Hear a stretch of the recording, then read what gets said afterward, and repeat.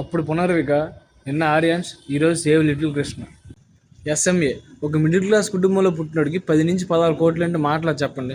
అందులో ఎన్ని వందలు ఉంటాయి, ఎన్ని వేలు ఉంటాయి, ఎన్ని లక్షలు ఉంటాయి. పైగా పసి ప్రాణాన్ని కాపాడడానికి మన దగ్గర ఉన్న టైం 1 లేదా 2 నెలలు మాత్రమే. మనలాంటి వాళ్ళు ఎంతమంది కలిస్తే ఈ ప్రాబ్లం సాల్వ్ అవుతుంది చెప్పండి? ఎంతమంది ఇన్ఫ్లుయెన్సర్లు తన ఆస్తులు నమ్ముకుంటే, ఎంతమంది ఇన్ఫ్లుయెన్సర్లు తన కష్టం నమ్ముకుంటే ఈ ప్రాబ్లం సాల్వ్ అవుతుంది చెప్పండి? ఒకసారి ఆలోచించండి. క్రేజీ మనీ అనేవాడు లేకపోతే ఈ రోజు మన విజయనగరం అబ్బాయి గురించి ప్రపంచం మొత్తం మాట్లాడుకుంటుందా? అన్నకు తెలిసింది, స్పందించాడు, ఈ రోజు ఎంతవరకు వచ్చింది. ఒకవేళ తెలియకపోతే, ఇలా బయటికి తెలియకుండా ఎటువంటి సహాయం కూడా అందకుండా ఇదే డిసీజ్తో బాధపడుతూ చనిపోయిన మిడిల్ క్లాస్ కుటుంబాలు ఎన్నో ఉన్నాయి మామ. మరి ఈడేంటి హెల్ప్ చేయకుండా నీతులు చెప్తున్నాడు అనుకోవచ్చు నువ్వు. ఓకే, ఈరోజు హెల్ప్ చేస్తావు, రేపు హెల్ప్ చేస్తావు, తర్వాత రోజు నీ ఇంట్లో నా ఇంట్లో ఇదే సిచ్యువేషన్ వచ్చి ఇదే డిసీజ్తో బాధపడుతుంటే అప్పుడు కూడా ఇలా హెల్ప్ జరిగిపోద్ది అనుకున్నావు. సిచ్యువేషన్స్ ఎప్పుడు ఒకలా ఉండవు మామ.